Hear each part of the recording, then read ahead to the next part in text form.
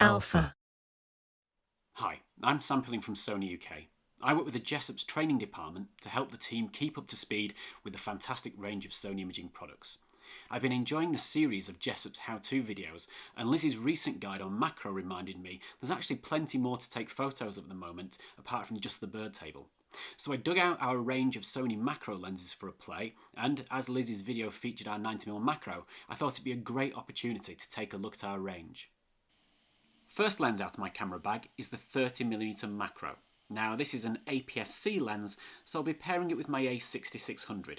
This keeps form factor really small, and it's great because the macro lens can fit in your camera bag without taking up too much space, and not every photo you're going to take is going to be a macro image.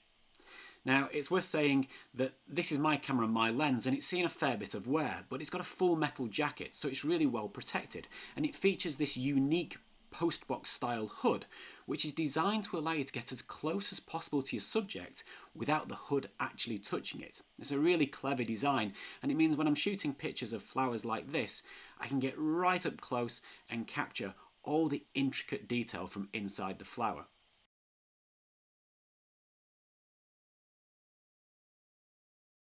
This camera features 7 aperture blades, which keeps bokeh really smooth and not angular. This lens as well is a 30mm lens, so quite wide angle, but it's a great focal length for telling a story with, for setting some landscape to. It's also a 1:1 macro lens, so it can recreate the image of your object on the sensor at the same size as it is in real life. One of the things I really like about the 30mm is its weight and its size. It only weighs 138 grams, so it's perfect for storing in your camera bag, waiting for those moments where you spot a macro shot and you've got the lens to capture it. Anyway, we don't just make aps-c lenses at Sony, we've got a really wide range of lenses, including, of course, full frame. So let's take a look at one of those. This is the 50mm macro, and this is a full frame lens.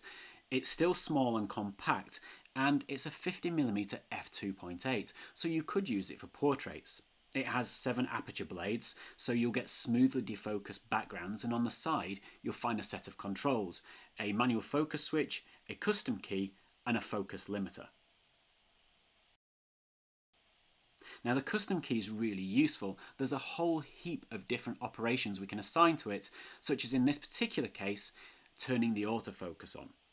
This means that when I'm composing my shot, I have slightly more freedom over when I want the camera to focus. I can still, of course, use the AF on button on the back of the camera or the shutter release.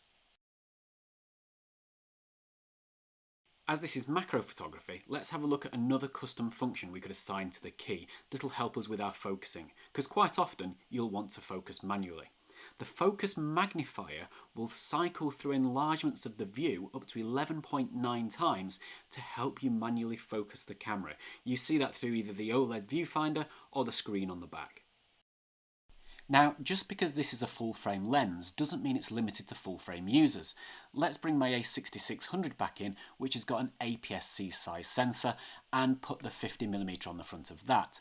Because it's what we call a crop sensor, the macro becomes more powerful, going from being a 50mm, which you see in the shots here, to being a 75mm on the front of the 6600. So this is a great alternative to the 30mm macro for aps-c users.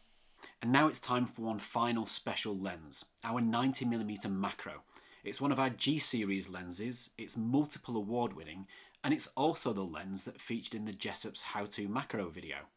So here it is, the 90mm macro, and as a G-series lens, each one is individually tested and calibrated to give you the purest image quality. It also has image stabilization, optical steady shot, so as well as having image stabilization in the body of something like an A7 Mark III, it's also in the lens. And we have a series of controls on the side, but no manual focus control on this one. And that's because it's got a really smart system of pulling the focus ring backwards and forwards to engage the manual focus system. It's really quick and easy to take control of the focusing system so you can really fine tune it when shooting those difficult macro shots.